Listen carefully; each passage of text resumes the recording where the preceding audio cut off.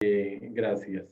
Les estaba comentando mis saludos. Creo que es muy importante que ustedes estén y ustedes además representan grupos de por lo menos 10 personas cada uno. Algunos creo que son un poco más grandes, que son la reserva cultural, que es una reserva moral cuantificada, una reserva moral, mejor dicho, calificada de un país, ¿no? La cultura es el gran elemento para generar el desarrollo que por diversos motivos no hemos logrado alcanzar en toda la plenitud que correspondería a un país con la riquísima cultura como la nuestra.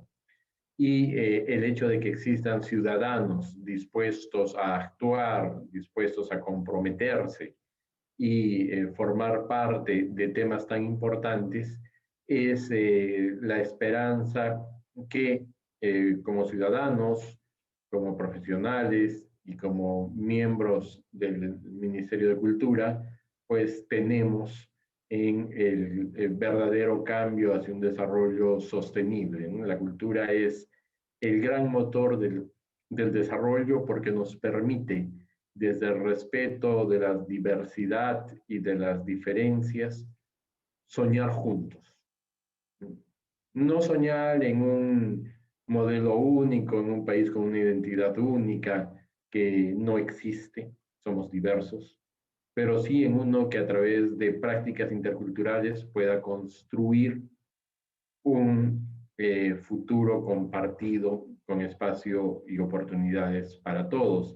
Y de eso se trata en el fondo toda política cultural y especialmente la que hace muy poco tiempo el Ministerio de Cultura ha aprobado, que tiene como objetivo el empoderamiento de los derechos culturales, ¿no? Que cada uno de los peruanos logre que sus derechos culturales no sean solamente retóricos, sino que se cumplan. Y para eso no es cuestión de solamente un Estado dispuesto a permitirlo, a fomentarlo, a crear las condiciones para ese cumplimiento, sino sobre todo es cuestión de la actitud de personas como ustedes que se compran el pleito, que forman parte de los procesos, que reflexionan, se preparan y buscan mejorar la situación de su patrimonio, pero el patrimonio no es otra cosa, no es menos que eh, la eh, representación de los más profundos valores de todos y cada uno de nuestros pueblos. Y por lo tanto, es el gran crisol de ese proceso de desarrollo que les vengo comentando. Voy a compartir en este momento la pantalla del PPT. Ya la... Confírmenme, por favor, si lo están viendo. Sí se ve. Sí se ve. Bien, bien, muchas gracias. Les vamos a hablar sobre estos temas que en efecto son un tanto densos, pero yo he tratado de buscar algunos aspectos que nos den los fundamentos y no solamente lo que es la casuística aplicativa, sino que conozcamos cuáles son cuál es el contexto en el que surgen estos derechos culturales, una de cuyas ramas es la protección del patrimonio cultural. El derecho a la cultura es una especialidad dentro de los derechos, dentro de las que algunos llaman ciencias del derecho. Es una especialidad, sin embargo, poco difundida, poco reconocida y que en nuestro país merecería mucho mayor atención. Se refiere a un tipo de bienes, porque en realidad es muy diverso, pero un conjunto de bienes más bien que mantiene una característica común, que es su valor simbólico. Cuando hablamos, por ejemplo, de derechos de autor, el derecho esencial dentro de los derechos de autor es el del el llamado derecho personalísimo, por el que no podemos, aun cuando ya hayan pasado 70 años, están protegidos los derechos de autor patrimonialmente, desde el punto de vista económico. Pero pasados esos 70 años, cualquiera puede reproducir una obra, pero no puede ponerle su nombre o quitar el nombre del autor, porque esos derechos personalísimos simbolizan esa relación, digamos, de origen de la obra escrita por alguien, ¿no? Ese nivel simbólico es el que caracteriza a todas las actividades y procesos que están dentro del campo del derecho de la cultura. Y en realidad hablamos solo de derecho de la cultura en singular cuando hablamos de la teoría. El derecho a la cultura contiene una serie de derechos culturales siempre en plural. Porque la cultura, estoy tomando acá digamos, parafraseando un poco la definición que se dio en el Mondiacult, que fue la primera reunión internacional sobre políticas culturales, que al definir la cultura nos dice que tiene estas características. Nos dice que a través de la cultura nosotros tomamos conciencia de nosotros mismos, de quiénes somos. Nos reconocemos a nosotros mismos como proyectos inacabados. Queremos aprender, queremos continuar, queremos crear, queremos transmitir. No se termina ese proceso en ningún momento. Y como somos proyectos inacabados, buscamos respuestas, nuevas significaciones a las cosas a través de la cultura. Nos preguntamos sobre lo que hemos hecho. Hoy día construimos algo, hoy día escribimos algo, y eso al poco rato nos preguntamos nosotros mismos, ¿es suficiente? ¿Nos basta? ¿Nos explica? ¿Fue la respuesta correcta? Todo eso es un proceso cultural. Todo eso permite que a través de la cultura también creemos obras que nos trascienden, porque la cultura nos permite expresarnos. Entonces, a través de todo eso se van a plasmar valores y esos valores nos van a permitir tomar opciones. Ya, expresarnos, tener conciencia, aumentar nuestro conocimiento, ver que es incompleto y cuestionarnos, ante la falta de respuestas, buscarlas, y ante el hecho de que no siempre las encontramos, las creamos y por lo tanto trascendemos. Todo eso, nos dice el Mondiacult, vincula la cultura, la hace un elemento fundamental del desarrollo. El desarrollo entendido, por supuesto, en términos humanos y no solamente en términos de cifras, como a veces sucede, ¿no? Para entender lo que es el patrimonio cultural, a mí me gusta mucho en mis clases utilizar este modelo del iceberg de la cultura del antropólogo Hall. Este iceberg de la cultura explica la profundidad, a veces o generalmente invisible, de lo que genera, lo que explica, lo que le da sentido a la cultura, que el derecho va a tratar de proteger, pero hay que tener cuidado de no quedarnos en la superficie y ser como esos barcos que terminan encallando, chocándose con un iceberg porque piensan que es un trozo de hielo y en el fondo es una masa gigantesca, ¿no? En la parte superior está la conducta, nuestro comportamiento, nuestros hechos visibles de cada uno y las manifestaciones culturales. Hall dice que hay una parte intermedia que, digamos, tiene cosas como, por ejemplo, ciertas prácticas de cuando no había este tema del COVID y el distanciamiento social se manejaba por prácticas culturales distintas.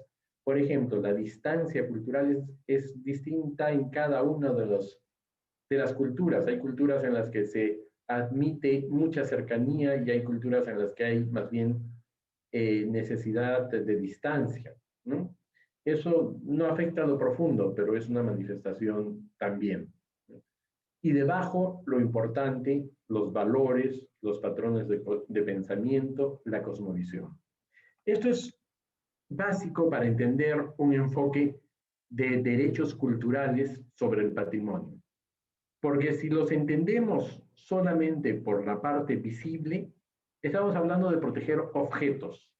Podemos hablar de normas de carácter técnico que se quedan en eso. Nos pueden decir, por ejemplo, las condiciones básicas que debe tener un museo. Debe tener determinado tipo de vitrinas, de control de iluminación para evitar los rayos dañinos, debe tener control de temperatura, en fin, nos puede hablar de muchas cosas técnicas que van a garantizar que los objetos sigan existiendo. Pero esos objetos que siguen existiendo significan, transmiten, siguen siendo objetos simbólicos. Si nos limitamos a esa parte técnica, están muy bien conservados. Podemos utilizar, una amiga mía que hacía evaluaciones para Patrimonio Mundial, una italiana, me mostró un sitio que no parecía reunir las condiciones de patrimonio, para ser Patrimonio Mundial, y me dijo una frase que a mí me quedó grabada y que la cito. Me dijo, acá no aplica ni siquiera el criterio wow. O sea, a veces uno llega, no sabe qué es lo que está viendo, no sabe qué cultura es, qué representa, pero es wow, qué bonito. Ese es el criterio wow. Pero no nos podemos quedar en el criterio wow. No nos podemos quedar en la contemplación. Necesitamos entender los sentidos. Si la norma se limita al nivel técnico, no vamos a tener un sistema de promoción de valores, de reconocimiento y estudio de patrones de pensamiento, de cosmovisión. Y eso funciona de una manera sumamente clara, inclusive, por ejemplo, cuando lo proyectamos hacia el tema del turismo cultural. Cuando hablamos de turismo cultural, podemos citar el caso del norte peruano, ¿no? Donde han habido, desde donde se han sacado hace muchas decenas de años, tal vez, ya sea de por lo menos 100 años, numerosas piezas arqueológicas bellísimas. El Museo de Oro tenía ese guante labrado, repujado de una sola lámina de oro, maravilloso para su época. Tenía o tiene seguramente una especie de lagartija cuya lengua vibraba con el movimiento cercano. Son maravillas. Eso se conocía en la década de los 60. Y en la década de los 60 el Museo de Oro hacía exposiciones por el mundo y le decían, yo conozco una persona que ha participado como curador en alguna, y decían que eran tan visitadas como las exposiciones de Tutankamón en Washington, Nueva York, París. Pero ¿quién iba al norte peruano a conocer los lugares de donde sacaron esas piezas? Muy poca gente, tal vez a Chan, poco más. Muy especializados, conocedores o aventureros. Pero cuando surge el conocimiento, que es lo que nos interesa preservar, que simbólicamente, aunque hay otros proyectos que han contribuido a eso, pero donde se ve el surgimiento fuerte de ese símbolo, es con Zipán, ¿no? A partir de Zipán se sabe que ese personaje, que era un guerrero grabado en diversas piezas cerámicas, inclusive en diversas representaciones, no era un ser mitológico o de la fantasía, era un ser que existió, vivió y reinó, y que ese sacerdote que se veía cerca a él está en otra tumba cercana, y que la mujer y el perro que lo acompañaban en vida, lo acompañaron en muerte, existieron. ¿Qué significa eso? Detrás del objeto hay una cosmovisión, una interpretación, un sentido de vida, una organización social, una historia, y eso deslumbra al mundo. Entonces surge el turismo cultural claramente hacia el norte peruano, eso sin desmerecer todos los otros proyectos que han contribuido a ese proceso, ¿no? Entonces, El riesgo del derecho es quedarse en la punta del iceberg. El riesgo de un sistema de protección es quedarse en la punta del iceberg. Que lo único que podamos decir de un objeto es wow, qué bonito. No, necesitamos poder decir su historia, las tradiciones que representa, los valores, cómo han vivido y sobrevivido, porque nos quedan de esos valores y nos dan sentido. Ese es el gran mensaje con el que podemos construir los procesos de desarrollo que les decía. Pero esa parte de arriba es visible y la parte profunda no es visible. Y muchas veces la olvidamos. Entonces, el derecho tiene esa función. Como les decía, los derechos culturales son muchos y tiene más que esa función ese reto el derecho, porque yo como abogado les puedo decir, tendemos a fijarnos lo más visible, lo más procedimental, lo más práctico y olvidarnos si es que hay justicia inclusive detrás de la norma. Se aplica, ¿es justa, es injusta? No sé, ya está aprobada. No, así no funciona, y menos en derecho a la cultura.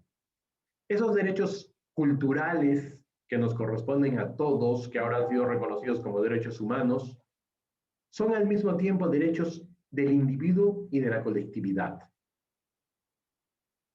Nos permiten tener identidad propia, individual, pero al mismo tiempo sentir que pertenecemos a un grupo humano mayor, a una comunidad. Por lo tanto, si bien son también personales, su ejercicio es colectivo.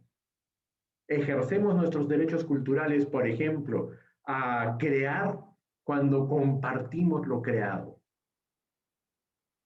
El respeto de estos derechos implica a todos los actores sociales, pero su cumplimiento implica funciones desde los poderes públicos, desde el que representa a todos, porque estamos hablando de intereses difusos comunes. Todos tenemos interés en la protección del patrimonio, pero en nombre de todos, la obligación fundamental de su protección es del Estado. Tiene otra doble forma de verse, porque es al mismo tiempo el derecho a la diversidad cultural, a que existan las diversas culturas, y también es el que nos permite encontrarnos, hacer que haya una red. No es que haya una sola cultura, pero podemos generar una red de culturas que nos permitan ser al mismo tiempo que nosotros mismos, ser seres universales. Y entonces le podemos dar algún rostro humano a esa globalización que a muchos pues nos aturde con sus muchas luces de neón y sistemas de consumo manejados por otros intereses que van haciendo que nos olvidemos de lo esencial, ¿no? Van haciendo que nos olvidemos de nuestro patrimonio, de nuestra cultura. Los derechos culturales tienen una dimensión territorial, sobre todo los derechos del patrimonio cultural. El objeto, el bien inmueble, está en el sitio de su creación. Solo excepcionalmente debe trasladarse, ¿no? Pero su cumplimiento no se limita a una función territorial. Su cumplimiento, por ejemplo, en la parte simbólica, significa que nuestra identidad viaja con nosotros. Lo que nosotros transmitimos en el lugar donde estemos es en parte ese patrimonio cultural. Y los derechos culturales no se limitan al ámbito ni siquiera del derecho de la cultura. Deben estar presentes en todo el sistema jurídico, porque los derechos sobre el patrimonio cultural vivo implican, por ejemplo, técnicas tradicionales de pesca, técnicas tradicionales de agricultura, de irrigación, de muchos conocimientos que a veces nuestro prurito de modernidad, el creer que tenemos la última tecnología, la tecnología de punta nos hace olvidar de los valores que significa el patrimonio. Pero, por ejemplo, ya hay estudios muy serios sobre lo que significa la posibilidad en la lucha contra el cambio climático de los andenes y de los sistemas de irrigación tradicionales. parece ser que cuando realmente escasee el agua en el mundo, que es un riesgo, si es que llega a pasar, el Perú, por ejemplo, deberá volver a esas técnicas tradicionales que utilizan menos agua para una producción importante de alimentos. Por todo eso, los derechos culturales son parte de los derechos humanos.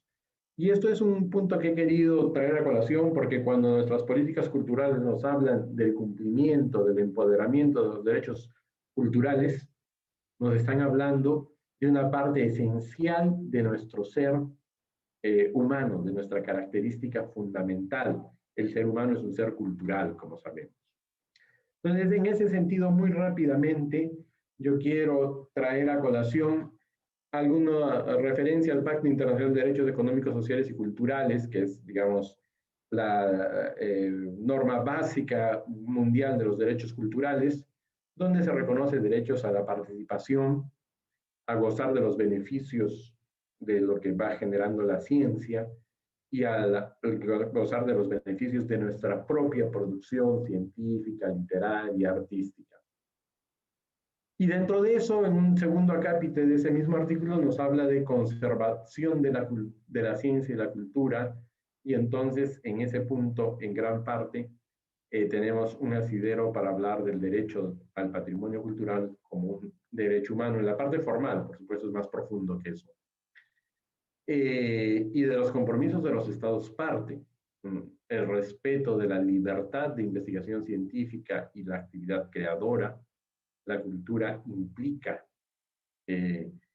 libertad. Ni el Estado ni el mercado deben coaccionar los procesos creadores, los procesos creativos. Debe haber un beneficio universal desde los avances de la ciencia y de la cultura. Estos derechos culturales, sin embargo, son un tanto abstractos y entonces las Naciones Unidas ha generado una serie de instrumentos para facilitar el cumplimiento, el entendimiento práctico y aplicativo de esos derechos, los culturales y muchos otros, y ha generado para eso observaciones generales que son como textos interpretativos casi reglamentarios. Y ahí voy a tomar solamente algunos puntitos.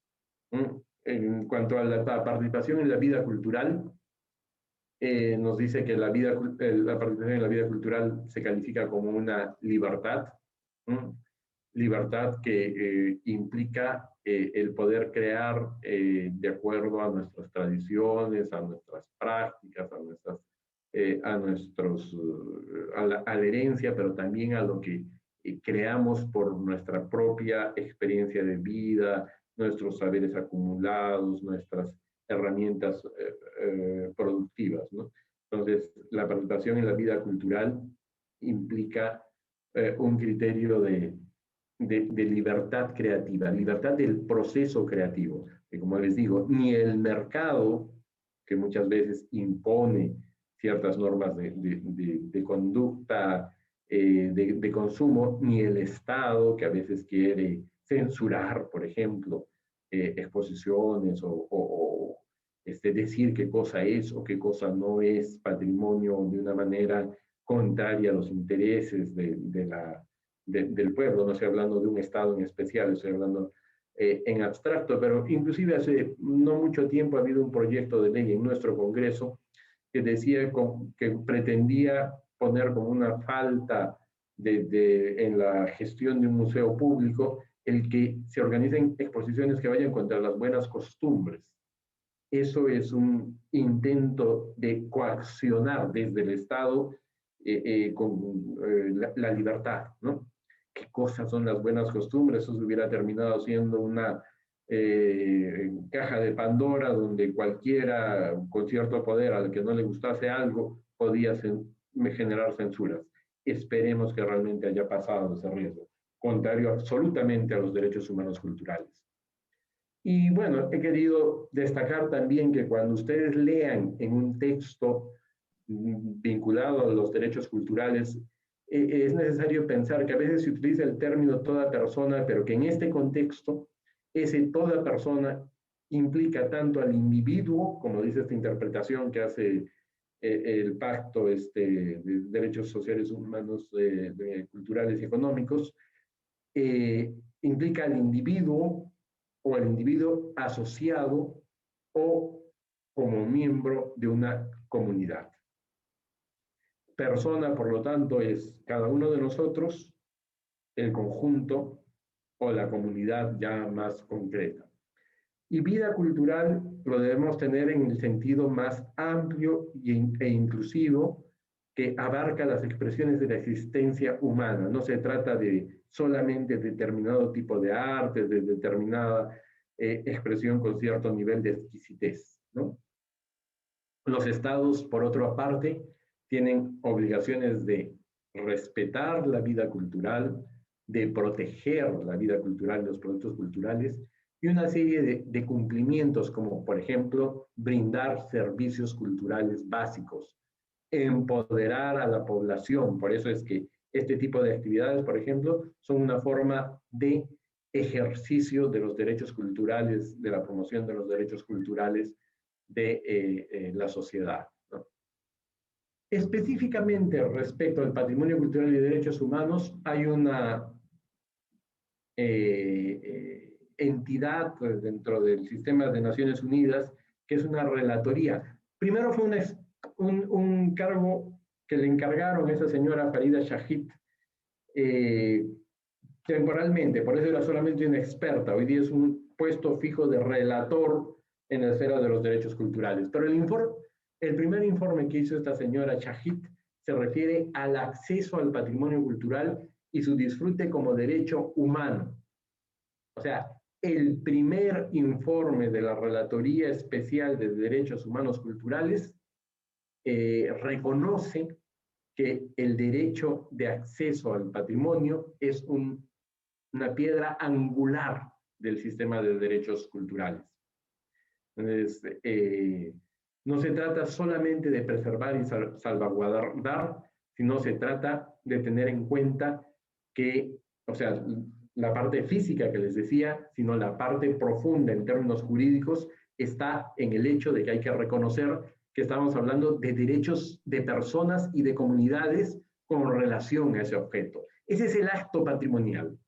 El acto patrimonial es una atribución, es casi un sentimiento hacia una determinada manifestación que convoca nuestra imaginación, que nos hace tener sentido en la vida. Esa relación profunda es el acto que en sí mismo le da sentido al patrimonio. Y eso, por ejemplo, es muy difícil de plasmar en derecho, a menos que estemos hablando, por eso es que quería incidir en esta parte, de derechos humanos culturales. El patrimonio cultural, dice Shahid, además está vinculado a la dignidad e identidad humanas. Y por eso es que muchas veces hemos visto a lo largo de la historia global en diversos puntos del mundo que cuando hay una guerra, que cuando hay un conflicto, pese a que existe una convención del 52 sobre las medidas para impedir la destrucción del patrimonio en caso de conflicto armado, sin embargo sigue la tendencia, sobre todo cuando hay conflictos que ya son de odio, de estos conflictos, por ejemplo, de raíz religiosa totalmente contrapuestos uno contra el otro, destruyen el patrimonio, porque están destruyendo su dignidad y su identidad. Y defender nuestro patrimonio es defender nuestra identidad y nuestra dignidad. Además, el patrimonio tiene que ver con muchos temas, ¿no? Tiene que ver con preservación, con protección, pero también tiene que ver, por ejemplo, en cómo participamos en interpretar ese patrimonio. En cuál es el rol que juega la sociedad en el momento de preservar y salvaguardar ese patrimonio. Cómo funciona el acceso entendido de la más amplia forma posible, ¿no? El acceso intelectual al patrimonio, por ejemplo. Hubo una época en la que muchos investigadores extranjeros que trabajaban en el Perú publicaban en sus idiomas de origen o en inglés información sobre nuestro patrimonio y pasaban años de años y no había una palabra escrita en español, porque no les interesaba que los peruanos nos enteremos de lo que ellos habían investigado, les interesaba comunicar a su mundo científico especializado. Eso es una forma de evitar el acceso intelectual al patrimonio. Eso también es un derecho. Resolver los conflictos y los intereses de competencia en el patrimonio. Muchas veces creemos que el patrimonio es solamente un factor de encuentro, pero es un factor de encuentro, debe funcionar como un factor de encuentro, pero en sus orígenes a veces es un factor de desencuentro. Si el patrimonio es un campo de batalla, hay descendientes de quien ganó y de quien perdió la batalla. La forma en que manejemos ese patrimonio puede generar que esos descendientes de dos grupos diversos sigan siendo enemigos o generar que se encuentren. ¿Cómo hacerlo? En un sistema amplio y participativo de interpretación, donde las diversas opciones no se anulen entre sí, ¿no? Sino que se tenga en cuenta la diversidad de puntos de vista en cualquier fenómeno. Y también el sentido de los derechos culturales más preciso es el sentido del derecho a conservar y promover la cultura y tener acceso a ella en general, no solo al patrimonio. Otro instrumento que es fundamental estudiar cuando hablamos de derechos culturales del patrimonio, vinculados con el patrimonio, es la Convención sobre la Conservación del Patrimonio Mundial, Cultural y Natural de 1972, la famosa Convención del Patrimonio Mundial, o como le suelen llamar coloquialmente, del Patrimonio de la Humanidad. Es importante porque desde la Convención se ha generado un proceso por el que, por ejemplo, nuestro concepto de patrimonio se ha diversificado muchísimo. No se ha modificado la convención en sí misma, pero se ha interpretado positivamente, se ha interpretado en sentido amplio, que es un principio del derecho medioambiental adoptado por el derecho cultural. Entonces, antes hablábamos de monumentos, sitios y lugares. Agregamos paisajes, que ya son lugares en funcionamiento. Un paisaje cultural es un fenómeno vivo, una obra conjunta del hombre y la naturaleza. Pero después hemos llegado a itinerarios culturales. Y hace no muchos meses en Francia se estaba debatiendo un proyecto de ley para declarar las manifestaciones intangibles de la vida del mundo rural como patrimonio. Porque en esto del COVID, muchos franceses de ciudad han inmigrado al campo y han querido llevar junto con ellos el sonido de sus autos, el volumen de sus altavoces y acallar los sonidos del campo. Y los pobladores del campo están defendiendo esa característica de sus espacios y exigiendo respeto. Los habitantes del campo, ¿no? Los ciudadanos, los no ciudadanos, los hombres rurales de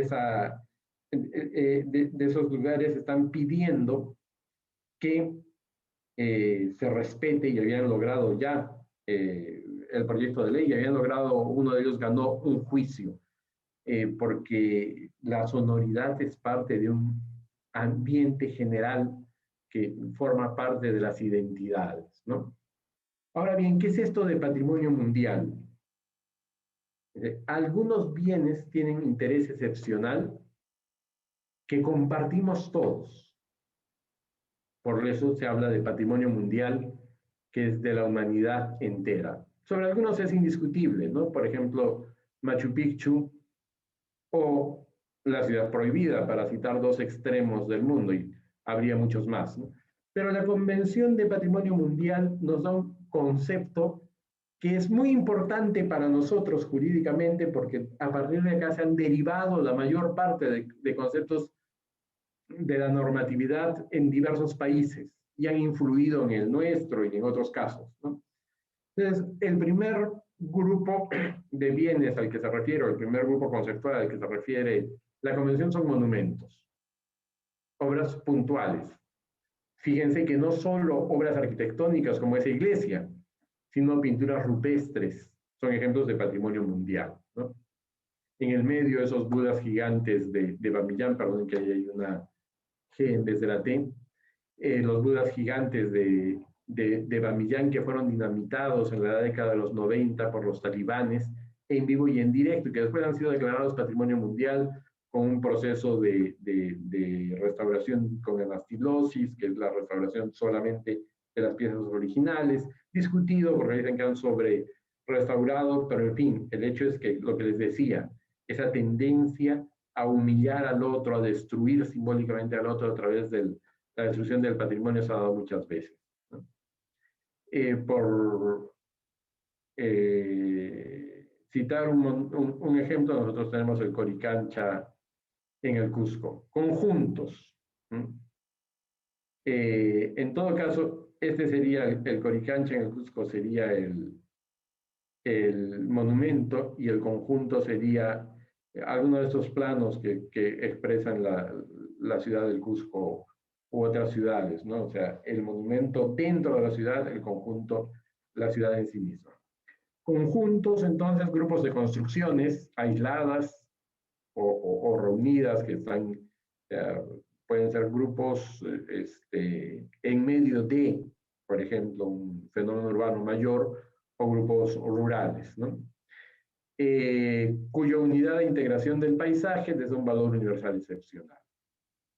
Luego nos habla de lugares, que ya se refiere más a lugares arqueológicos, cuyo valor universal radica en factores históricos, estéticos, etnológicos, antropológicos. Ahí tenemos la ciudad sagrada de Caral y un paisaje europeo, pero también tenemos sitios como Chavín de Huanta en Perú, ¿no? Y luego, simplemente por la referencia, pues los tipos de bienes naturales que la Convención también declara. Monumentos naturales, formaciones geológicas y fisiográficas, y las relacionadas con especies, con el hábitat de especies animales o vegetales en condición de amenaza, lugares que destacan por su belleza natural, y todos ellos reúnen esto que se llama valor universal excepcional. Un concepto muy elusivo, muy difícil de manejar, pero es un concepto al mismo tiempo muy importante a considerar. Yo lo he estudiado bastante cuando estaba en los estudios de investigación de mi tesis doctoral, y no hay un concepto así tan claro, y me parecía un factor preocupante, pero con el tiempo he percibido que el hecho de que ese sea un concepto abierto ha permitido que en la convención se vayan incluyendo, como decía, hemos visto monumentos, cómo se han interpretado esos conceptos, monumentos, lugares, sitios. Por ejemplo, para incluir paisajes culturales, o para incluir patrimonio industrial, ¿sí?, dentro de la interpretación de esos bienes y su valor universal excepcional, y se ha llegado a un fenómeno tan extenso como los itinerarios culturales, del cual tenemos una muestra valiosísima, ¿no? De ese tipo de patrimonio tenemos una muestra valiosísima en nuestro famoso Capajñán, ¿no?, compartido por 6 naciones andinas. Luego la convención define algunas variedades específicas dentro de las categorías estas, a través de sus directrices operativas, que son su reglamento. Y ahí nos dice que estamos hablando de poblaciones y centros históricos, ¿no?, como este caso de Arequipa, que pueden variar y ser algunos lugares ya no habitados o muertos, o lugares vivos y en proceso de cambio. Un ejemplo de ciudad deshabitada, patrimonio mundial, en nuestro caso, es la zona arqueológica de Chanchán. Son de carácter arqueológico y por lo tanto se investigan, se conservan, se interviene en ellos de acuerdo a los postulados de la ciencia arqueológica. Luego nos dice que hay ciudades habitadas vivas, ciudades que son propias de una época o de una cultura, conservadas casi intactamente, ¿no?, casi sin modificación.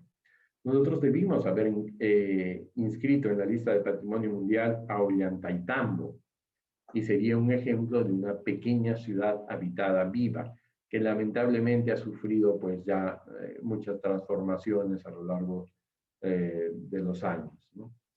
Ciudades evolutivas, ciudades que van incorporando diversas épocas y hechos constructivos a su proceso histórico. Entonces, demuestran fases sucesivas de la historia. Centros históricos, como el de Lima, que es una parte original de la ciudad, por lo menos de determinado momento, con el modelo de lo que hoy entendemos ciudad, y que ahora está dentro de una ciudad moderna, ¿no? Que está rodeada por esa modernidad. Y luego ciudades modernas del siglo XX, que ya en la lista de patrimonio mundial y en general es un poco más complejo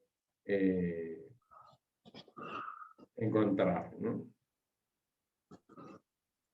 Entonces, en las ciudades habría esas variedades a considerar, ¿no?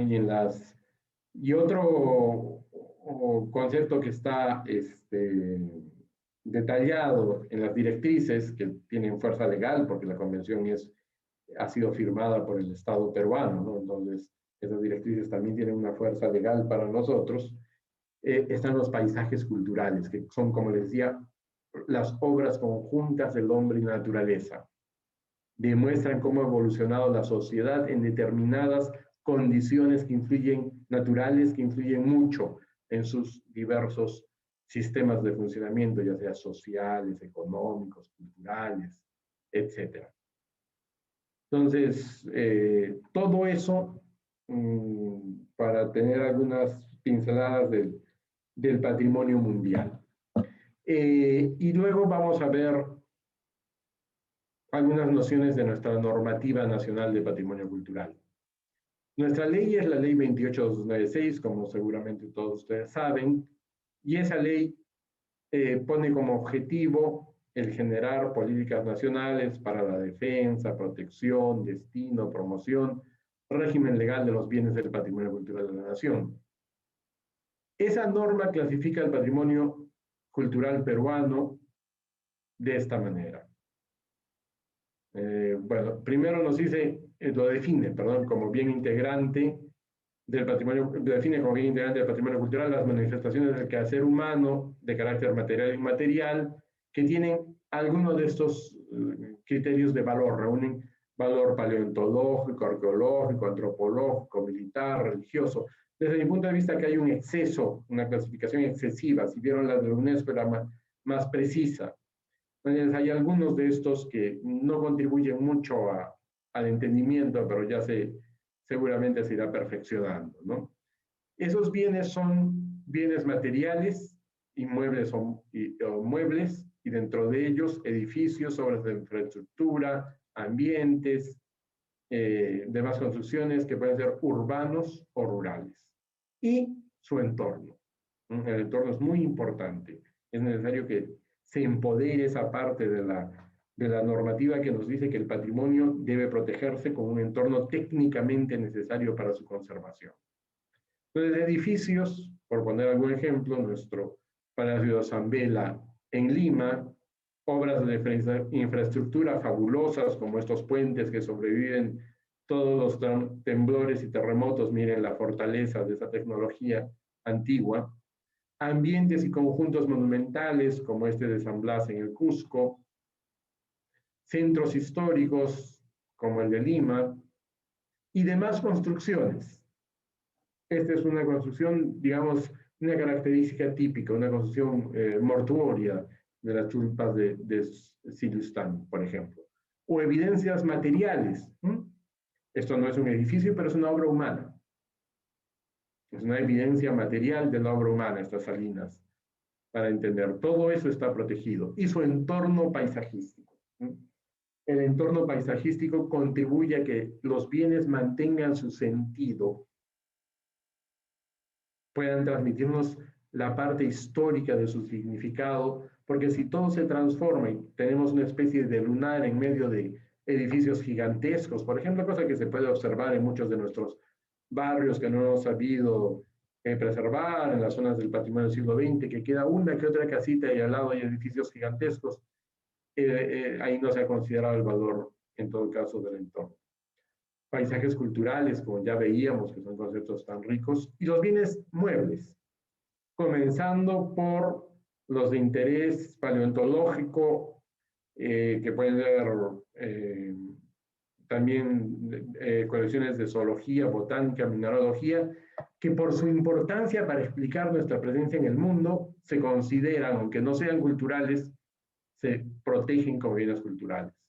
Los bienes de carácter esencialmente histórico, en los ámbitos que acá se precisan, y luego, pues, nos dicen, por ejemplo, relacionados con la vida de dirigentes, pensadores, sabios y artistas. Tal vez estos detalles, insisto, no contribuyen a la claridad, sino confunden un poquito. El producto de excavaciones y descubrimientos arqueológicos, muy importante. Esto es interesante, elementos desmembrados de un inmueble. Le cortan, por ejemplo, esa parte central del altar de la iglesia de Mollepatria, que después se recuperó y retornó a su lugar. Cuando lo retiraron, lo cortaron para llevárselo a algún mal coleccionista, no perdió su carácter de patrimonio, pero se volvió mueble, porque ya lo podían trasladar. Entonces, temporalmente se considera bien mueble. Los vinculados con estos tipos de colecciones de sellos, grabados, monedas, y el material etnológico, lo que producen hoy en día nuestras poblaciones, ¿no? Los bienes de interés artístico, manuscritos raros, incunables, fotografías. Vamos a ver luego que también hay algunos modernos, como en algunos de estos listados a veces repiten cosas, estaba ya lo de sellos en una parte anterior. Y luego mueldean documentos manuscritos. Es curioso, en el anterior dice manuscritos raros, sacamos documentos manuscritos, pero en todo caso se trata de proteger estos elementos de valor científico, histórico, social, etc. Objetos de carácter religioso, de uso litúrgico, de cualquiera, sea la religión, y patrimonio inmaterial, las creaciones de una comunidad cultural, tradiciones que se expresan de manera individual o colectiva, eso también lo dice la Convención UNESCO sobre Patrimonio Inmaterial, responden a la esencia de las comunidades, como ustedes saben muy bien, representan la identidad cultural y social, por ejemplo, nuestra gastronomía, se reflejan en idiomas, lenguas y dialectos que son fundamentales, en saberes y conocimientos tradicionales que el INDECOPI ha intentado proteger, pero nos falta avanzar en ese sentido. Obras artísticas, y eso es bien curioso, la obra artística, el patrimonio acá es inmaterial, es el conocimiento que permite que se plasme, no es el objeto, es el conocimiento, y en todo caso las técnicas, gastronómicos, medicinales, tecnológicos, ¿no? La tecnología fabulosa de ese puente, folclóricos, religiosos, y para protegerlos, nuestra normativa dice que hay una serie de funciones: registro, identificación, investigación, restauración, conservación y preservación. Nuevamente ahí hizo un poco de ruido, tal vez bastaría conservación, puesta en valor, promoción, repatriación de ese patrimonio, ¿no?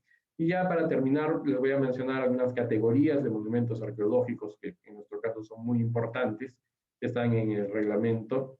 Y nos dice, esta norma nos dice que se trata de bienes muebles o inmuebles, y en el caso, esto está todavía en la ley, en el caso de muebles, el producto de excavaciones y descubrimientos, sea cual sea su origen y procedencia, y esos bienes, nos va a decir la normativa, se consideran públicos. Los que ya están en manos privadas pueden en la práctica seguir siendo, pero los que son descubiertos a partir de la normativa se entienden que son de carácter público. Los bienes inmuebles, que son los bienes que no son trasladables por definición y que reúnen los valores que antes habíamos visto, ¿no? Y que en este caso son los de valor además arqueológico.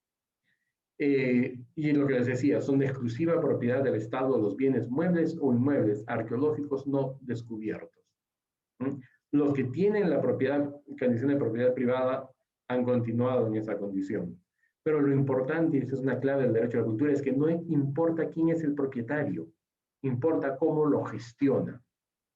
En Europa, por ejemplo, los dueños de los condes, duques y demás, dueños de un palacio en Madrid o en Londres, están obligados a abrirlos a la visita pública determinados días al año, porque además de ser suyos, son patrimonio cultural de todos los españoles o de todos los ingleses. Miren, qué interesante forma de ejercicio de derechos culturales, ¿no? Los bienes, de acuerdo al reglamento de intervenciones arqueológicas, pueden ser arqueológicos prehispánicos, históricos o mixtos. Eso es importante porque antes pensábamos que arqueológico era solamente prehispánico. Hay bienes históricos y mixtos que se investigan, unos con bienes históricos con técnicas arqueológicas porque hay que excavar, y bienes mixtos que utilizan más de una técnica, ¿no? Luego nos habla de conceptos como el sitio arqueológico, la zona arqueológica monumental y el paisaje arqueológico. En todo caso hay una diferencia de escala. El sitio arqueológico es individual, la zona arqueológica monumental puede incluir un conjunto y el paisaje arqueológico pues ya es una diversidad de aspectos, ¿no? Nos habla de monumentos arqueológicos nacionales, de parques arqueológicos nacionales y monumentos arqueológicos de patrimonio mundial. Esa normativa hay que concordarla aún con el resto de la normativa para que haya coherencia. Eso es otra tarea pendiente. Y nos habla de modalidades de intervención arqueológica, que son programas de investigación arqueológica, de evaluación, de rescate, de monitoreo, que todos ellos son de gran importancia porque van generando el conocimiento o van generando la oportunidad de un buen tratamiento. Los planes de monitoreo arqueológico, por ejemplo, controlan que en los procesos de realización de obras, el espacio donde se van a realizar esas obras al momento de excavar, luego de haber pasado una revisión previa a nivel de superficie, si es que no hay evidencias superficiales y se autoriza una obra, tiene que haber un acompañamiento para, si es que se encuentran bienes arqueológicos, detener el proceso de la obra, de acuerdo a la magnitud del hallazgo, generar un modelo de intervención. Muchas veces hay, por ejemplo, hay casos notables de cómo se ha ejercido esta normativa, como Cálida. Cálida nos ha... perdón, que salió un mensaje raro en mi computador. Cálida nos ha permitido recuperar una serie importante de bienes a través de estos monitoreos arqueológicos que han ido apareciendo en Lima, en las obras que ha realizado ya en la calle, en lugares de la ciudad, en Breña, en diversos puntos. Ha encontrado inclusive algunas cosas de gran magnitud. Ahora tiene un museo virtual, pero en ese proceso se ha recuperado científicamente esa información, es decir, que bien hecho es un instrumento poderoso para el ejercicio correcto de la normativa del patrimonio cultural, este tipo de instrumentos, ¿no? Y en fin, yo quería presentarles este panorama general. No quiero ya cansarlos más, es complejo el tema y pues en todo caso quedo a su disposición para cualquier pregunta que pudiesen querer formular. Muchas gracias. Sí, muchas gracias, doctor Alberto, por estos conocimientos que nos ha brindado el día de hoy. Yo voy a hacer como unas ideas resumen para luego pasar a las preguntas. He apuntado aquí algunas cositas interesantes que es importante que también nosotros las reflexionemos y podamos, a los que aún no conocen nuestra ley, que es la 28296, la Ley General del Patrimonio Cultural de la Nación, que los invito a leerla. De hecho, creo que no la he puesto en el aula virtual, ahí se me ha pasado, la voy a poner, voy a apuntarlo aquí para colocarla y ustedes la puedan descargar, la pueden ver. Tenemos un librito así, obviamente está en digital, con todo el marco normativo sobre el patrimonio cultural. Y bueno, entonces voy a pasarles ahí al aula virtual la ley. Por otro lado, me parece importante resaltar el hecho de los derechos culturales, ¿no? De ese tema de los derechos culturales como derechos humanos que han sido reconocidos y que es como el gran marco para generar normativas, leyes, ¿no? En relación a nuestro patrimonio cultural. O sea, sin ese reconocimiento no estaríamos ahora pues hablando de todo este marco legal que se ha ido generando.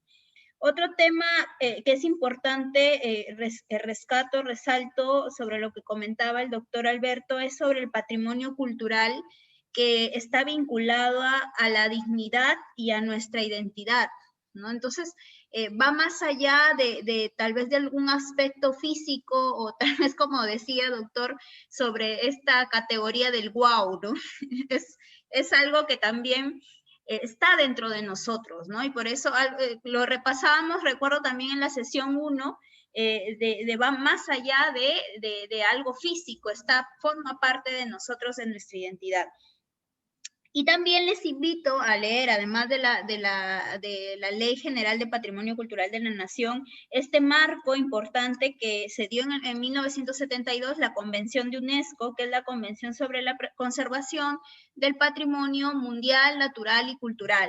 Es también un documento que se los voy a enviar también, se los voy a colocar también en el aula virtual, porque es lo que ha comentado el doctor Martorell acerca de toda esa digamos, es la base para muchas normativas a nivel mundial también que se han dado.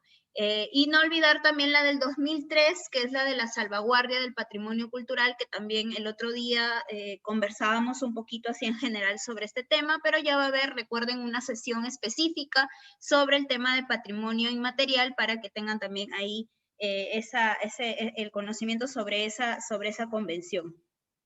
Y finalmente, es importante rescatar lo que comentaba acerca del patrimonio inmaterial. El patrimonio inmaterial, por ejemplo, no solo son los objetos, sino más bien son los conocimientos y las técnicas que hay en torno a ese patrimonio. Entonces, esas son las ideas que quería rescatar. Y ahora sí vamos a dar pase a las preguntas. Para ello, nuevamente, les invito, por favor, a levantar las manos, bueno, las manitos de acá del Zoom, para poder ir respetando el orden.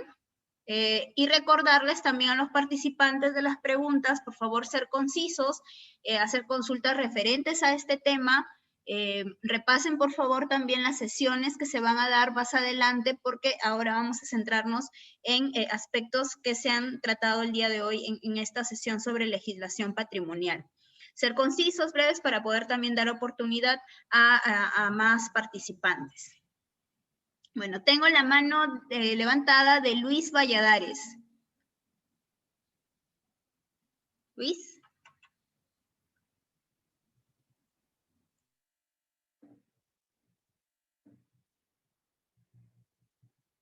No se le escucha, Luis. Luis, tiene el audio apagado. Ahí está. Ya, ahora sí. Sí. Gracias. Buenas noches a todos. Más que nada, es una cosa que se me quedó de la reunión pasada. Me quedé con la mano levantada, no pude opinar. Respecto a lo que ha hablado el doctor, muy bien, me parece. Ha hablado mucho sobre patrimonio inmaterial y todas estas cosas. En el caso nuestro, como defensores del patrimonio, tenemos nosotros registrados algunos lugares a los cuales nos estamos centrando cada uno en las diferentes partes del país. En el caso nuestro, bueno, la vez pasada hablaron sobre una ley, una resolución del año 2003, ¿verdad? Lo que acaba de mencionar usted también ahorita, señorita Verónica. Para comentarles que nosotros en nuestras manos tenemos un documento del año 1972, donde se registran patrimonios, están registrados es la resolución suprema número 2900. 2900. Ajá. Donde los monumentos son los de la época colonial y republicana. En este caso tenemos iglesias, cementerios, todas esas cosas. Y no sé, por eso es que Me parece que los compañeros anteriormente no tenían conocimiento de esta resolución, y ellos no querían saber cómo proteger más a sus lugares, a sus monumentos. Entonces sería bueno de que esto también me parece que se debería de entregarle a todos para que tengan conocimiento de la protección que le podemos hacer a todos estos lugares. En el caso mío, yo con un compañero venimos peleando por un cementerio que tenemos en nuestro sitio, que es Huanchaco. El cementerio está completamente colapsado y las autoridades, pues desgraciadamente, la corrupción que impera en todo el país no deja avanzar, no se puede hacer alguna otra cosa más. Pero siempre estamos coordinando con la DDC aquí en Trujillo, así que desgraciadamente ahora virtualmente tenemos que hacerlo. Pero nos va a servir de mucha ayuda todos los documentos, todas las cosas que puedan salir para que nosotros podamos proteger más efectivamente todos estos centros arqueológicos, monumentos históricos y todas esas cosas. Les agradezco mucho y bueno, sigamos adelante. Muchas gracias, doctor Carreño, por la información. Gracias. Gracias, Luis. Le agradezco el comentario. Es necesario que hagamos una diferenciación entre normas sustantivas, que son normas que establecen procedimientos, que establecen conceptos aplicables, como es la Ley 28296, y normas declarativas, como es la Resolución Suprema 2972-ED, que es prácticamente el inicio del sistema de declaración formal. Pero si nombramos la declaración, la declaración dada mediante esa resolución suprema, luego tendríamos que nombrar varios cientos de otras resoluciones supremas, decretos supremos, leyes, porque en diversos momentos se han dado con diverso rango. Resoluciones directorales nacionales, resoluciones jefaturales que eran del Instituto Nacional de Cultura, resoluciones ministeriales y resoluciones viceministeriales que tienen el mismo efecto que la Ley 2972-ED, que es declarar puntualmente un sitio. No están estableciendo un sistema de protección, sino están diciendo, este sitio está bajo el sistema de protección. ¿Qué sistema de protección estaba vigente cuando se dio la declaración del 72? Todavía estaba vigente la ley del 36. En el 84 se dio la ley 24047. Esos mismos bienes ya declarados pasaron a estar bajo el sistema normativo de la ley 24047. Y ahora están bajo el sistema normativo de la 28296, que requeriría modificaciones, pero lo declarado formalmente, por eso está declarado. Ahora, el sistema de declaración ha modificado y ha mejorado técnicamente muchísimo, porque la declaración esta de la resolución 2970 del 72 dice cosas muy genéricas, no establece criterios, valores, área circundante, ni tipología de bien. Entonces, yo hace muchos años, yo he regresado después de muchísimo tiempo al Ministerio de Cultura, pero mi primera incursión en el Ministerio de Cultura fue como voluntario, cuando se regionalizó una primera regionalización que se hizo, y el doctor Pedro Luis González Pastor, que era mi queridísimo maestro, fue nombrado director, un literato importantísimo de Arequipa, y nos encontramos cuando yo iba con otro objetivo y me dijo, vente conmigo a ver qué hay que hacer, si se puede hacer algo. No hay dinero, pero hay que ver qué se puede hacer en la DDC. Y ahí me di, por ejemplo, con el siguiente problema. La resolución 2272 declaraba la casa de la calle Álvarez Thomas 145. Y uno iba a la calle Álvarez Thomas 145 y hay un edificio de, yo creo que son 9 pisos, 10 pisos. Uno de los edificios que no debieron hacerse tan cerca de la Plaza de Armas. ¿Qué pasó ahí? Que la norma declaró con la numeración antigua. Luego abrieron más puertas, modificaron y cambiaron los números. Y la norma ni siquiera decía qué tipo de casa era. Ahora una declaración tiene que hablar de tipología, de extensión, de límites de inscripción, de coordenadas si se trata de una ejecución en el campo y demás, ¿no? Entonces, esa declaración, por ejemplo, en ese caso nos generaba un problema. Es decir, ¿yo qué hago frente al edificio? Había que hacer un estudio para ver los cambios y cómo le volvíamos a dar rango normativo al cambio. Era todo un problema. Esos son dos niveles normativos. Otro nivel normativo totalmente distinto es la Convención de la UNESCO. Es un nivel normativo internacional. Convención, ley y normas reglamentarias. Resoluciones supremas, decretos supremos, resoluciones supremas u otras resoluciones ministeriales y viceministeriales. Un grave problema, y yo les invito a tomárselo muy en serio, que tenemos en nuestro país para el patrimonio y para muchas otras cosas, es que decimos muchas veces, usamos libremente la nomenclatura y decimos la ley de la UNESCO. La UNESCO no da leyes, es una convención con rango de ley en el Perú, porque el Perú la aprobó, pero la aprueba como convención. Es internacional.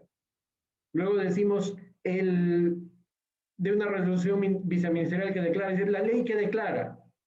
¿Y qué ley es esa? Una resolución viceministerial. No es una ley, es una resolución viceministerial que tiene que respetar la resolución ministerial y tiene que respetar la resolución suprema y tiene que respetar el decreto supremo y tiene que respetar la ley. Ese rango es necesario porque si no, terminamos dando normas que modifican lo que la norma superior dice y tenemos un caos total. Un problema, por eso que tenemos en la práctica, es que en el Perú se utiliza diversos nombres. En un lado dice monumento, en otro lado dice sitio arqueológico, en otro lado dice monumento nacional, en otro lado dice parque nacional, y al final cuando van donde un juez y dice, a ver, ¿qué es lo que han dañado? Ah, un monumento, no un parque, no un sitio arqueológico. Termina sin sancionar a nadie porque ni siquiera la normativa está del todo clara. Entonces, la precisión en la forma en que utilizamos la normativa es muy útil para generar esas condiciones generales positivas hacia el patrimonio. Doctor, quiere decir que entonces la 289, ¿qué número me dijo? 296. 296. Es más precisa en este caso que la que tenemos, bueno, la del 72, ¿no es cierto? Quiere decir que hay... Además, son diversos objetivos. La 28296 nos dice qué hacemos, cómo tratamos lo que la resolución suprema del 72 declaró. Una nos dijo, esto hay que preservarlo. La ley nos dice, se preserva estableciendo un sistema de gestión así, un límite asá, una sanción de tal tipo si es que dañan. ¿Quién lo declaró? La norma del 72, pero ¿quién establece cómo lo protegemos? La Ley General de Patrimonio. Esa es la relación. En la del 72 no especifica linderos, por decir, de un patrimonio. En la 28296 sí especifica. En la del 72 no especifica porque no hacían declaraciones integrales.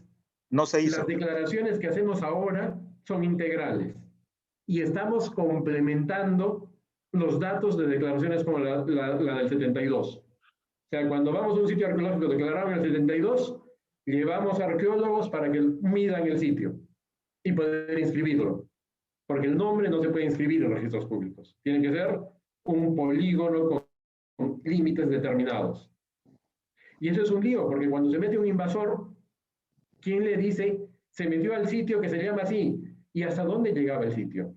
Ese es el problema precisamente por el que me interesa conocer los linderos, conocer las medidas. Los linderos y las medidas deben estar o en la norma declarativa o tiene usted que pedir a su DDC que complemente la norma declarativa mediante planos, mediante medidas, mediante el trabajo técnico de catastro, ¿no? Para poder registrar el bien e inclusive después hay que volver a declararlo, porque lo que se ha declarado no tiene, es como que se ha declarado un concepto sin cuerpo. Y lo que Ok. necesitamos en patrimonio material es declarar el cuerpo. Exactamente. Ese Muchísimas es gracias, el asunto. doctora, muy amable. Con todo gusto.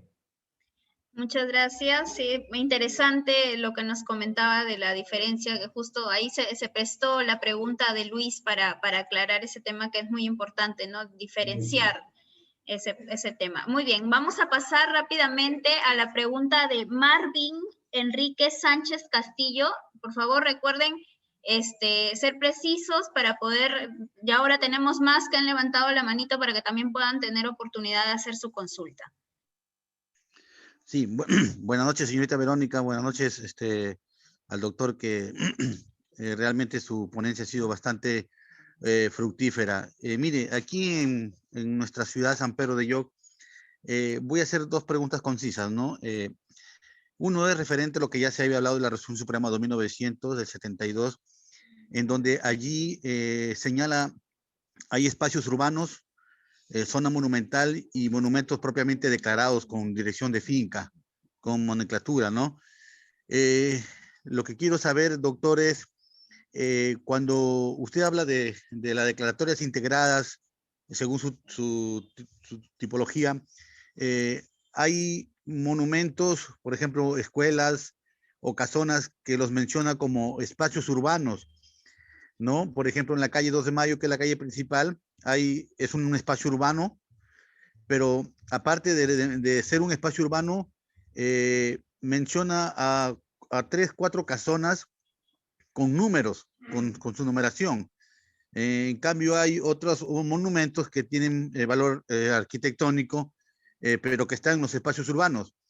La pregunta de ese aspecto es, ¿tiene el mismo peso una casona que está en un espacio urbano con un monumento que lo menciona con numeración de finca? Esa sería la primera pregunta, doctor. La segunda es, nuestros gobiernos locales carecen yo creo que más de poder tener la facilidad de manejar el tema patrimonial. Hay mucha omisión, mucha indiferencia de nuestras autoridades locales en los temas de patrimonio, ¿no? Tanto así, y desconocimiento, diría yo también, porque hace poco acá en nuestra municipalidad provincial acaban de publicar una ordenanza donde en mérito a la Resolución Suprema 2900 están en esa ordenanza no solamente sancionar al propietario, sino también en ponerle una multa. Mi pregunta ahí es, ¿las municipalidades están facultadas en poner multas a las personas que deterioran o atentan contra un monumento histórico? ¿Están en sus facultades administrativas dentro de su legajo de la Ley Orgánica de Municipalidades? Esa es, doctor, mis dos preguntas. Muchas gracias. Gracias. En el primer caso, lo que ha intentado hacer la resolución, lo que en su momento hay que también consensualizar, no es que sea necesariamente un error, sino que era el conocimiento hasta ese momento como técnica de declaración, el poner el dato específico del número de calle, ¿no? Para identificar un bien. Esa declaración, sin embargo, tiene la voluntad, y en lo jurídico la intención normativa tiene un peso, de individualizar una casa. Por lo tanto, nos está diciendo que esa casa es diferente, que esa casa tiene un valor adicional. Pero las casas individualizadas entrarían en la categoría monumento. Que está mencionado como conjunto entraría en la categoría ambiente urbano monumental, lo que significa que en un caso se está protegiendo, se está intentando, se ha pensado seguramente en la integridad del inmueble, y en el otro caso probablemente haya la posibilidad de mantener las características fisionómicas del ambiente, por decir, mantener la fachada y un primer nivel, una primera crujía, y en las posteriores tal vez exista, pero eso hay que analizarlo. Estoy poniendo como ejemplo genérico, no estoy diciendo que eso se puede hacer, estoy poniendo como ejemplo genérico, tal vez exista la posibilidad de, por ejemplo, hacer una intervención, modificar interiores o inclusive construir algún tipo, por ejemplo, en proyectos de renovación urbana, a veces se utilizan las partes posteriores de un inmueble para construir una edificación moderna que permita que las familias se reubiquen y la parte histórica, por ejemplo, sea destinada a un fin más público, ¿no? Entonces, esa sería la diferencia, ¿no? En un caso se ha monumentalizado el inmueble en sí mismo y en otro caso son valores de conjunto. En cuanto al tema de la multa, estamos frente a un problema mayor. No están impedidas las municipalidades de poner una multa, no por destrucción del patrimonio, sino por realización de obras inconsultamente. O sea bien patrimonial o no, la intervención requiere autorización municipal. Entonces, la municipalidad, si han realizado una obra sin su autorización, está dentro de las facultades de sanción, ¿no? Pero hemos tenido durante un tiempo, por ejemplo, en la municipalidad de Lima se ha dado ese fenómeno, hemos tenido una época en la que la municipalidad de Lima, en gestiones de hace 10 años, una cosa así, ponía multa y ponía una multa bajísima por incumplimiento de un trámite administrativo. Y cuando llegaba el ministerio para querer poner la multa por destrucción de patrimonio, resultaba que no se puede sancionar 2 veces por el mismo hecho. Es el mismo Estado, aunque sean 2 órganos distintos del mismo Estado. Y entonces muchas veces hemos estado con una limitación del poder de sanción del ministerio porque ya el municipio había sancionado. Y el municipio tiene funciones de control de patrimonio también, no de la intensidad del ministerio, pero tiene funciones. Y al final, muchas veces las facultades de sanción están más en manos de los municipios porque para poder imponerse el sistema de una sanción dentro del sistema normativo moderno, correcto, digamos, se exige tener órgano sancionador. Y el órgano sancionador lo tienen, me parece que 2 DDCs en todo el Perú y Lima. Todas las demás DDCs remiten a Lima los procesos. Entonces, el municipio tiene su propio órgano sancionador. Y entonces viene ahí una cuestión casi de competencias, ¿no? La sanción por patrimonio cultural es competencia del Ministerio de Cultura. Si el motivo de la sanción es directamente patrimonio cultural, debería ser impuesta por el Ministerio de Cultura. Muy bien. Muy bien, doctor. Me quedó bien claro su respuesta, doctor. Muchas gracias. Muchas gracias, doctor. Muy bien, gracias. Voy a pasar a la siguiente pregunta de, bueno, no sé si está bien su nombre, por favor, Mr. Skal. ¿Está nombrado con ese nombre? Hola. Ahí está, ¿nos escuchas? Hola, disculpe, ese es el Zoom de mi hijo. Perdón. No hay problema. Me sonaba también por mi hija el nombre. Sí. Es algún personaje de ellos. Sí, profe, tengo una consulta. Sí. Hay aquí en Comas, en Coyique, hay un museo que le llaman el museo más humilde del mundo. Es del señor Niki. Y este señor, no sé cómo él puede hacer para poder recibir ayuda por parte del Ministerio de Cultura. Él está difundiendo mucho lo que es la cultura Koyi. Tiene su taller de cerámica. Ese es uno. Y lo otro sería, pues, cómo el Ministerio de Cultura está trabajando para poder regresar los objetos que fueron llevados por expediciones científicas, pues, desde hace más de 60, 70 años. He visto que en Egipto pues tiene una lucha con los museos europeos en regresar todo su patrimonio mueble. ¿Cómo va la dinámica de Perú? Eso es todo, gracias. Gracias. Existe una normativa sobre museos y condiciones que debe cumplir una institución para alcanzar su reconocimiento como museo. A veces los niveles de informalidad con los que se han ido gestando esas colecciones hacen muy complejo el tema y requieren una evaluación específica, muy precisa para determinar los criterios, ¿no? Yo tengo muy poca referencia, he oído hablar, no he llegado a conocer este museo de Coyique, pero en todo caso,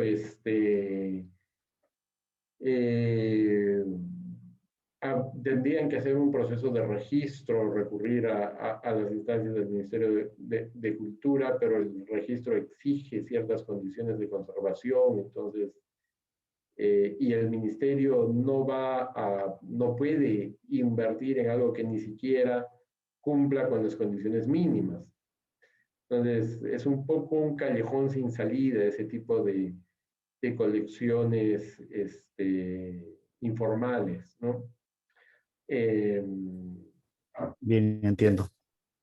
Es complejo. Nosotros tenemos algún caso en Ica y es complejo también con municipios incluidos y demás, pero ha habido épocas en las que se han hecho muy informalmente esas cosas.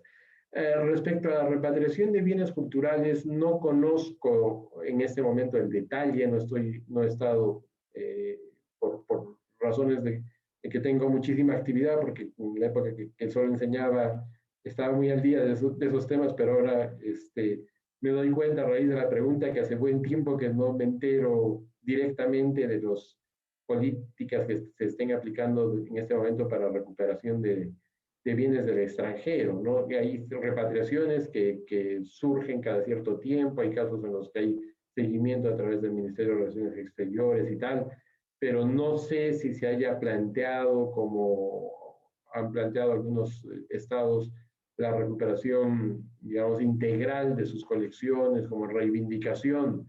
Hay casos que tienen muchísimo tiempo en ese sentido, ¿no? Grecia contra Inglaterra, por ejemplo, ¿no? El Museo de Londres tiene unos mármoles fabulosos griegos, ¿no? Y algunos han logrado repatriaciones importantes. Hace unos años fue lo de los mantos que vinieron de Gotemburgo, ¿no?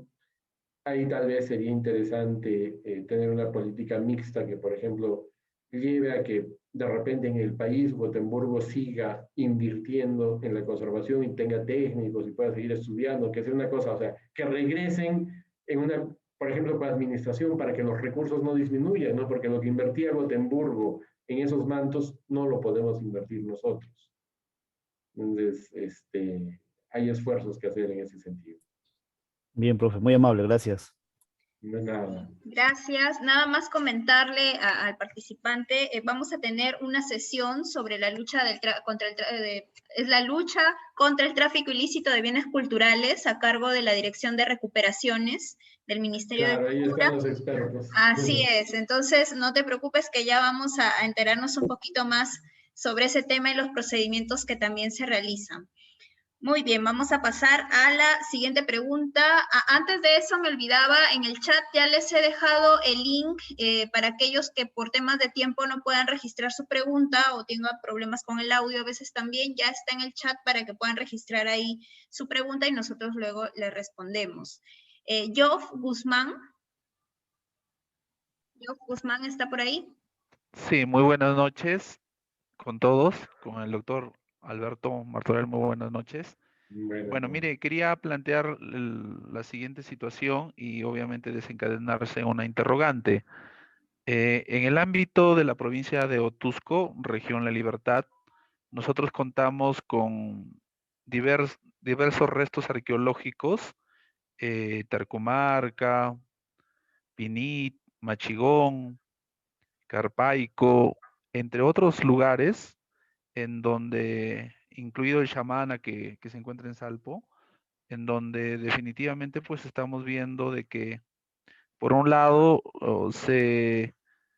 cada vez se deterioran más, dado al tema del huaqueo, a la expansión agrícola, al pastoreo, una infinidad de actividades y de alguna manera un poco a las personas que nos interesa, un poco nuestro pasado, nuestra identidad cultural, porque son manifestaciones prehispánicas. Básicamente vemos, por un lado, una pasividad, dado a que no se promueven políticas públicas en ese sentido. Quería formular la pregunta, ¿qué acciones o iniciativas como sociedad civil podríamos impulsar para que estos lugares, pues, de alguna manera se pongan en valor? Y por otro lado, ¿en qué circunstancias se estaría poniendo en práctica lo que justamente nos estaban hablando a través de la ley 28296 respecto a qué circunstancias se lleva a cabo la preservación y en qué circunstancias se lleva a cabo la conservación del patrimonio, del bien, del inmueble? En fin, gracias por la respuesta. Gracias. Yo les quiero comentar con toda sinceridad una experiencia personal. Hasta hace 8 meses, 9 meses, yo he sido parte de la sociedad civil, desde el ICOMOS, por ejemplo, que dirigí, eso ya hace un poco más de tiempo, y desde diversos puntos, que he visto siempre muchas debilidades que se manifiestan. Y ahora que estoy al otro lado de la gestión pública, esta vez, yo les puedo comentar de que hay muchísimos esfuerzos que se realizan, que nuestro sistema complica, pero que en uno y otro punto del país se trata de avanzar. Entonces, lo que hay que hacer es generar alianzas en las que a veces hay que empujar el coche o a veces hay que jalar el coche. Yo, por ejemplo, les sugeriría que en casos en los que tengan evidencias de daño al patrimonio cultural, primero presenten denuncias, que está contemplado, hay una normativa y demás, y segundo, traten de tener la información y soliciten el inicio de procedimientos de protección provisional, que es el mecanismo que se ha establecido para formalizar un grado de protección. Entonces sería, en la práctica, creo, una forma de colaborar con las DDCs para que tengan la información y ustedes hacer el seguimiento para que esa información sea atendida, no vaya a quedar en el limbo. Ahora hay una gran ventaja que existe que se llama sistema de gestión documental. Si antes se podía uno, porque a veces involuntariamente sucedía a cualquiera de sus empresas privadas, le sucedía a las gentes, se quedaba olvidado un papel en un escritorio y después llegaba un día, abría el escritorio y dice, uy, pero si esto lo guardé y vencí el 10, ya estamos 11. Ahora el sistema de gestión documental dice, cuidadito, va a vencer. Y si es que alguien lo deja olvidado, le dicen, te olvidaste, ahora arreglas el entuerto o pagas las consecuencias. Nada queda en el olvido, así que generen los procesos.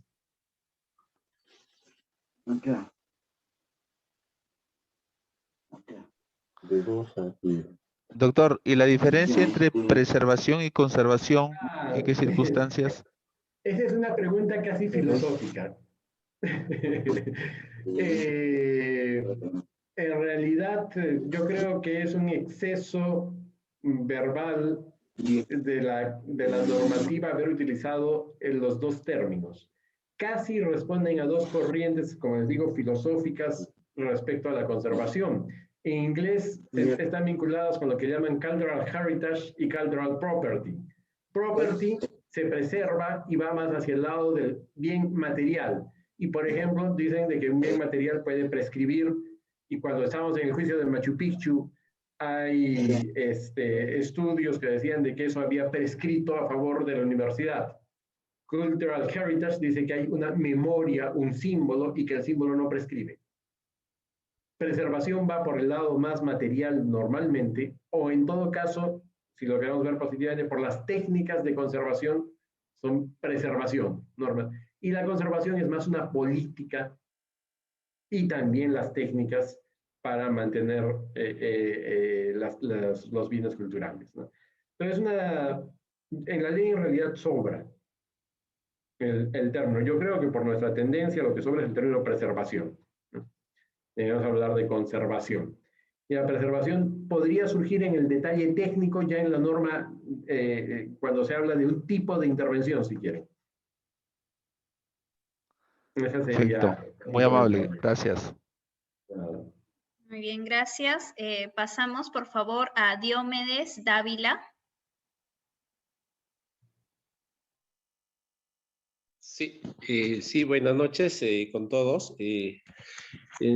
Agradecerle desde ya también la ponencia del doctor, muy brillante su participación.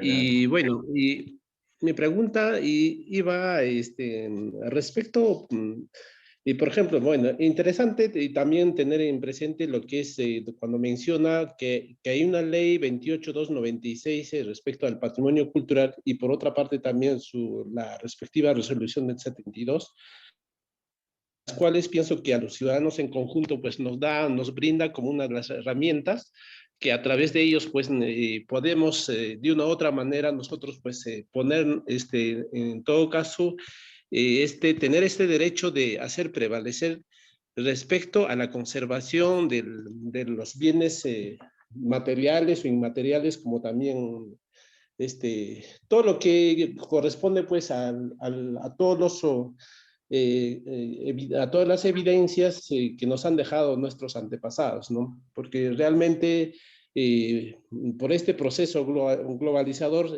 tenemos a veces muchas veces corremos el riesgo de que nuestras culturas o nuestras tradiciones o expresiones culturales pues tienden a correr un riesgo tan importante.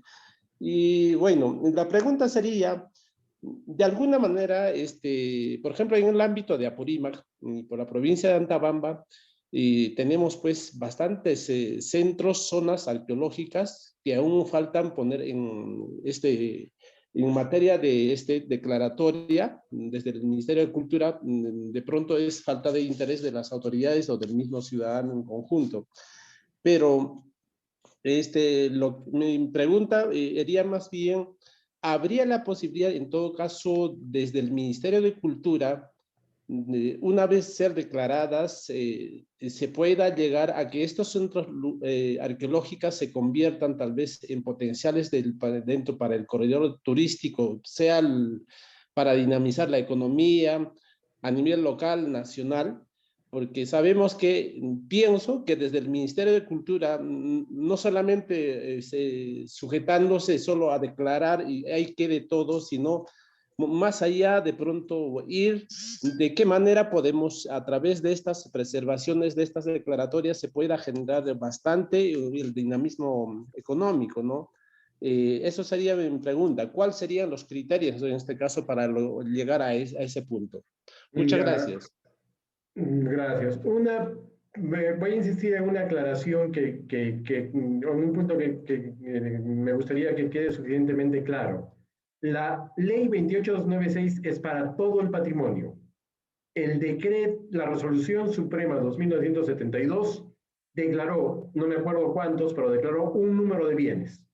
Si declaró la casa de Álvarez Thomas, que yo les decía 145, y resulta que también la 147 que está a su costadito es digna de ser considerada patrimonio, la resolución suprema no se aplica más que a la 145. La 147 no tiene nada que ver con la resolución suprema, es una declaración específica. No se traspola a otros bienes. Si la 147 merece ser protegida, hay que dar una norma de declaración. Si todavía no la hubo, ahora sería una resolución viceministerial declarando el inmueble, cito en tal sitio, de tales características, con tales linderos, en tal ficha pública, de registros de la SUNAR y demás datos técnicos, ese inmueble específico. Y esa declaración de ese inmueble específico no sirve para el 151, por más cerquita que esté. El 151, el Álvarez Thomas 151 necesita otra declaración. En cambio, la ley 28296 se aplica inclusive al 151 que no está declarado. Pero como tiene valores potenciales, hay criterios para aplicar en parte la defensa, criterios monumentales, criterios de entorno, criterios de centro histórico, que no necesitan que esté tan individualizado. La Resolución Suprema 2972 solo sirve para lo que está en el listado que incluye. Nada más. Declara patrimonio esos bienes, no a los vecinos, no a la casa. Al frente de la casa que han declarado hay una huaca fabulosa, maravillosa, no la declararon, no está declarada. Hay que hacer que la declaren. Porque si decimos ya la resolución declaró la casa del frente y creemos que con eso nos basta, estamos con las manos atadas. Por otra parte, la cuestión es que hay que entender que el Ministerio de Cultura es el principal responsable, pero el proceso de conservación es un proceso que tiene que ser social y extenso. Y tenemos que ser conscientes de que no existen las condiciones para que el Estado, a veces las condiciones, no me refiero a, ay, pobrecito el Estado, de repente no se dan cuenta en el Estado de las posibilidades de inversión que significa. Y eso hace a lo largo de casi toda nuestra historia nacional, ¿no? Entonces, pensar que el Estado, Ministerio de Cultura, va a generar la conservación, la puesta en valor y el uso de esos bienes a los que se refiere, es pensar en un proceso que va a ir tal vez con uno que otro monumento puntual en el que se puede intervenir, con los recursos y las condiciones y el número de personal y demás que se pueden. Pero eso se va a multiplicar y es lo que nos compete hacer en las direcciones de cultura, convirtiendo a los gobiernos locales y a los gobiernos regionales en brazos armados de la conservación. Y en ese sentido hay que capacitar, cosa que se está haciendo mucho más que anteriormente, con mucha intensidad. Hay una serie de formas participativas, ¿no? En ese momento hay los grupos de diálogo con las regiones, hay una serie de programas que están haciéndose desde la Dirección de Industrias Culturales, hay este programa, hay algún otro sistema de voluntarios ya no vinculados solo con patrimonio. De hecho, tenemos uno de esos voluntarios con nosotros ahora, ¿no? Apoyando a Verónica en la gestión de la sala. Entonces, la cuestión es que nosotros, como peruanos, tenemos que accionar mecanismos. Por ejemplo, siempre que pensamos, uy, el patrimonio se está deteriorando en tal sitio, ¿dónde está la DDC? ¿Dónde está el ministerio que nos cuida? La DDC puede estar a 1000 kilómetros, a 200, a 300, a 500 kilómetros de distancia. Puede estar lejísimos del sitio. ¿Qué es lo que está al lado? El municipio. Y al municipio le corresponde tomar las medidas básicas. Entonces, recurran también al municipio. Y recurran al municipio bajo criterios de responsabilidad. O sea, denuncien y dígale, señor alcalde, usted está obligado por su ley orgánica a actuar en favor del patrimonio. Y si usted no actúa, la denuncia lo incluirá a usted por incumplimiento de funciones. Finalmente, si es que es el caso. El alcalde, les aseguro que cuando se ve en la tesitura, va a encontrar forma de mover a la DDC. Y entonces generarán unas condiciones en las que sea más posible eso. Pero tampoco debemos renunciar, por ejemplo, a la responsabilidad cultural corporativa. Es necesario que las empresas participen. Y hay un mito que lo tenemos muy recurrente para explicar nuestros males culturales. Y es que yo acá he llegado y me he dicho, vamos a hablar con tal. Y he dicho, no, ¿para qué? Jamás he hecho nada por la cultura. Vamos a donde está el gobierno regional. No, vamos donde está el municipio. No, no hacen nada, nunca hacen nada. Toditos dicen que sí. Toditos. Más lentos o más tarde o más temprano dicen que sí. Nadie les ha preguntado muchas veces. Entonces, tenemos que romper ese mito de que, uy, nadie entiende la cultura. A veces es cuestión simplemente de dar el paso, de que vayan donde el alcalde, presionen un poco y generen esa responsabilidad que es territorial, inmediata. Porque ahí es que pueden ejercer sus derechos con más fuerzas. Las DDCs están lejos y con poco personal. Un arqueólogo, 2 arqueólogos para una región, es materialmente imposible que lleguen a todas las denuncias. Materialmente imposible. Y no se puede, por las condiciones, aumentar esos números, ¿no? Hay esfuerzos para hacerlo. Se va arrancando un hito más o otro hito más, vienen cosas como la pandemia. Pero los alcaldes siguen ahí. Exijan que sus alcaldes creen sus gerencias regionales o sus sugerencias o sus direcciones de cultura, porque hay presupuesto público para esas direcciones. No los tienen los municipios porque no tienen las direcciones, no tienen las gerencias. Si no hay órgano ejecutor, no le van a dar el presupuesto. Y se queda. Será poquito, pero es. Y se queda perdido porque no hacen el trámite. Exíjanles que creen. Bueno. Bien, gracias. Sí, yo también. Muchas Bueno, gracias, doctor. Muchas gracias. Bueno, vamos a extendernos 10 minutitos más por el tema de que yo me robé unos cuantos minutos. Voy a pasar a Luis Martínez Fuentes. Buenas noches, no sé si me escuchan. Sí, te escuchamos. Bueno, buenas noches con todos, buenas noches para todos los amigos defensores del patrimonio cultural, muchos de ellos futuros, pero muchos de nosotros actuando, trabajando, ¿no?, para que el patrimonio cultural de nuestra nación pueda mantenerse para la posteridad. Les hablo desde Vilcashuamán, región Ayacucho. Quería comentarles un poquito del caso de Vilcashuamán, ¿no? Es un caso casi similar al Cusco, ¿no? Por historia sabemos de que, y por estudios, de que Vilcashuamán ¿no?, ha sido una de las ciudades más importantes, ¿no?, yactas del Tahuantinsuyo. Y por lo tanto, cuando llegan los españoles, fundan la ciudad al estilo español encima de la ciudad inca.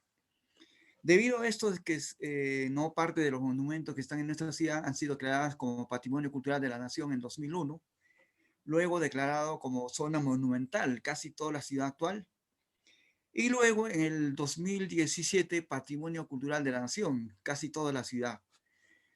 La ciudad poco a poco va creciendo, ¿no? Desordenada porque no hay un plan director, ¿no? Y mis paisanos, conforme van construyendo sus casas, sin que nadie les diga nada, sin permiso inclusive, ¿no?, van encontrando canales, van encontrando muros, y hay el temor de muchos de ellos, ¿no? Hay un temor infundado desde hace mucho tiempo, donde decían de que ¿no?, si la DS no se encuentra con muros, con canales, nos van a quitar los terrenos. Y bueno, debido a ese temor de que muchos de ellos hacen sus trabajos ¿no? En las noches, los sábados o domingos, los días feriados, ¿no? Para evitar a la autoridad en este caso.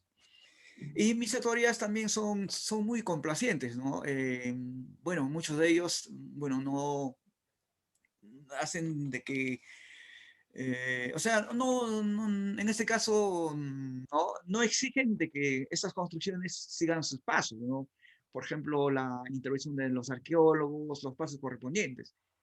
De todo porque, como es un pueblo pequeño, casi de 4.000 habitantes, todos nos conocemos, ¿no? El alcalde, por ejemplo, tiene sus familiares, o tienen personas que han votado por él, entonces él, ¿no? De una u otra manera no quiere, ¿no? Tener problemas con los que están construyendo. Y por otra parte, tenemos autoridades acá, ¿no? La policía, la fiscalía, que tampoco hacen nada, pues, ¿no? Por mantener, por cuidar el patrimonio cultural. Entonces yo pido, por favor, de que esta capacitación que nos están dando a nosotros también se haga a nuestras autoridades, ¿no? Han habido capacitaciones, pero el problema es lo siguiente, ¿no? Autoridades que cambian. Entonces, sería una capacitación y luego también hacer de que mediante un acta se pueda comprometer a las autoridades para poder conservar lo que es el patrimonio de nuestra ciudad inca de Vilcashuán, que cada día desaparece, ¿no? Eso hablando de la ciudad inca, ¿no? Y muy cerca hay restos de camino inca de Japaquiñán, que cada vez más, en este caso, por la ambición de los comuneros, el camino inca que hace 20 años tenía un ancho de 15 o 20 metros, ahora está de 10 o de 12 metros y poco a poco va a ir desapareciendo, ¿no? Entonces, mi pedido es eso, ¿no? De que se capacite a través de la DDC de Ayacucho, ¿no? A las autoridades de Vilcashuán y se firme un compromiso, ¿no? Porque en mi caso, yo ya casi estoy cumpliendo 60 años, tengo 30 años en este mundo, ¿no? De poder luchar para que el patrimonio de Vilcashuán se conserve. Inclusive he sido capacitado como vigía del patrimonio ya por el año 2000, ¿no? Entonces, pero mientras no tengamos un respaldo de documentos, ¿no? Un respaldo del ADS, ¿no? A veces uno no, bueno, no está en la condición de defender lo que es el patrimonio. Inclusive hay muchas personas que son ambiciosas, ¿no? Inclusive alguna vez nos han amenazado de muerte, ¿no? Porque nosotros estamos contra sus intereses en este caso, ¿no? Es el mismo caso que sucedió en Caral, donde a la doctora Ruchadi también la amenazaron de muerte, ¿no? Ciertas personas. Igual sucede en Vilcashuán, ¿no? Te amenazan de muerte, te quieren golpear, pero no hay en este caso un respaldo de documentos que no podía hacer mucho tiempo para nosotros, para seguir conservando, seguir luchando para que Vilcashuán, su historia, ¿no? Pueda conocerse y nuestros hijos, nuestros nietos también lo puedan hacer, ¿no? En ese caso. Ese sería mi pedido desde Vilcashuán, Ayacucho. Completamente de acuerdo, hay que capacitar a las autoridades, a los gestores territoriales. Eso es una necesidad, está comenzando a hacerse, estamos avanzando en ese sentido y esperemos que se siga esa línea, ¿no? Pero sí, hay que capacitar a los cuadros técnicos, hay que fomentar la creación de estos órganos de cultura en los gobiernos locales, que pocos los tienen en realidad, y también hay que fortalecer consejos de cultura que sean participativos, ¿no? Donde los ciudadanos puedan reunirse con las autoridades y tomar decisiones en conjunto. La cultura no es potestad de un órgano, la cultura la hacemos todos los días, ¿no? Estemos donde estemos, en el Ministerio de Cultura o en la chacra, estamos haciendo cultura. Entonces, la política cultural tiene que ser siempre muy inclusiva. Y eso los municipios tienen que formar parte de ese proceso o no lo vamos a lograr. Tienen que ser realistas. El proceso incluye responsabilidades compartidas. Sí, muy bien. Nosotros también desde la Dirección de Participación Ciudadana también hemos empezado un proyecto de capacitar a autoridades de gobiernos locales. Es diferente, los contenidos son diferentes. De hecho, cuando también se interesaron algunos gobiernos locales en participar en Defensores del Patrimonio Cultural, pero Defensores del Patrimonio Cultural está dirigido a la ciudadanía y para personas, servidores públicos que trabajan en gobiernos locales, los contenidos van a otros, van orientados incluso también a que se puedan generar ordenanzas municipales, normativas, creación de ese tipo de órganos, ¿no? Como las sugerencias y el personal que tiene que haber para ello. Entonces es muy importante y vamos también en ese camino. Me parece que la UNESCO también ha creado no recuerdo, creo que le llaman una red de gestión pública, recién empezó, me parece, el año pasado, a fines de año, así que este año se está empoderando un poquito más y esperemos que también pues se vayan incluyendo cada vez más gobiernos locales para participar en esta gran red. Ese es el paso que se está dando. Y bueno, eso es lo que les quería comentar, igual para que lo tengan conocimiento. Ya estamos 7:40, mil disculpas a las personas que se han quedado allí con las manos levantadas en Zoom. Verónica, sí. Me deja me parece que por razones técnicas, don Raúl Pérez, que se ha levantado la mano desde que hablaste, pero no debe saber utilizar el sistema. Merecería que le demos una oportunidad, porque está bien. Está levantando su manito. Hay que aprender el manejo técnico, pero por favor, don Raúl. Don Raúl, no le escuchamos, active su micrófono.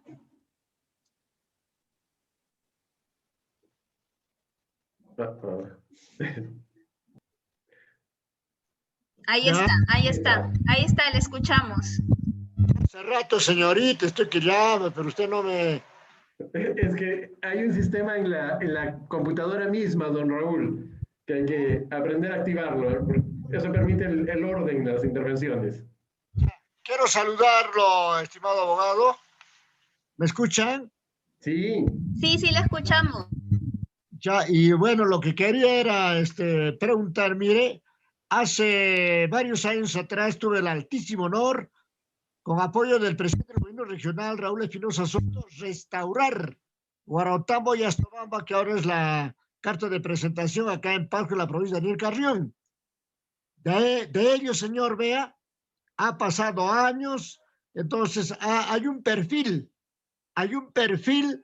con, bueno, el código reunificado y todo ello para restaurar otros complejos arqueológicos. La dificultad está en que me solicitan el inventario turístico, que antes no pedían. Ahora me están pidiendo la presencia del arqueólogo para que delimite. No hay plata, pues, señor, abogado. No hay plata. En consecuencia, el Ministerio de Cultura tiene cantidad de arqueólogos. Me gustaría que esos arqueólogos vayan pues, a Chumpimbilca, un lugar maravilloso, Chaupichancha, o acá en Huangrín, por disposición del Ministerio de Cultura o en este caso de Pasco. ¿Qué opinión le merece, señor? Usted habla de la DDC Pasco, ¿verdad? Claro. Me parece que tiene, bueno, alguna vez hace un tiempo que yo supe que tenían 2 arqueólogos, me parece que tiene poco más que eso. No tiene cantidad de arqueólogos, ese es un dato cierto. Entonces, hay que tratar de llegar a un nivel de coordinación para que programen, seguramente podrán programar con tiempo las visitas que haya que hacer, pero en ese sentido hay que colaborar con el ministerio para que lo tenga presente, ¿no? Entonces, recordárselo, solicitarlo, pero lamentablemente no tiene cantidad de arqueólogos. Y también hay que tener, digamos, preciso el trámite que le estén pidiendo. Permítame, doctor, perdón. Sí. El alcalde de la provincia de Daniel Carrión está plenamente de acuerdo en apoyar de repente con la movilidad, de repente con la alimentación. El alcalde de Tapuc, de igual forma. El alcalde de Tapuc, de igual forma. Yo le aseguro que si esa información les llega a los arqueólogos, van a ir. Es decir, el arqueólogo para que haya el trabajo técnico, pues, doctor. dígale usted a su alcalde que escriba la DDC indicando que ellos ponen la movilidad y los gastos y va a ver que el arqueólogo llega rapidísimo. Ya está, ya ellos conocen, saben, sino el problema es de que...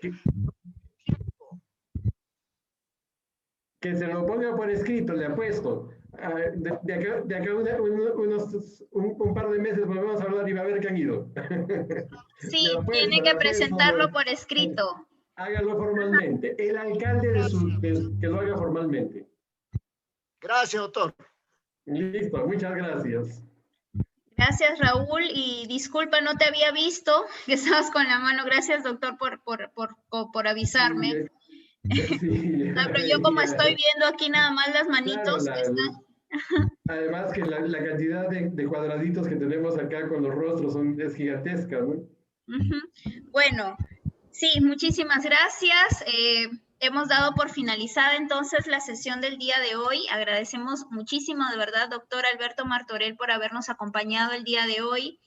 Y a ustedes, participantes, por ese interés. Se nota que están también muy interesados en este tema de aprender. Ya subí al aula virtual, por si acaso, la ley y también un conjunto de las convenciones, todo un librito donde está todo el marco legal y las convenciones para que ustedes también lo puedan tener ahí. Y nos vemos el día jueves. El jueves es 20, no es 20 y tantos, es día... el jueves 20 nos vemos con la sesión número 3. Esta vez vamos a tratar ya solamente sobre el tema de patrimonio inmueble, ¿no? Todo referente a la normativa del tema de las denuncias, procesos administrativos sancionadores acerca del patrimonio inmueble, a cargo de la Dirección de Control y Supervisión de la Dirección General de Defensa del Patrimonio. Así que nos vemos, muy buenas noches. Y que, bueno, nos vemos hasta el jueves. Entonces, gracias. Gracias a ustedes. Buenas noches, hasta luego, gracias. Gracias. San Pedro de Dios, saluda, gracias.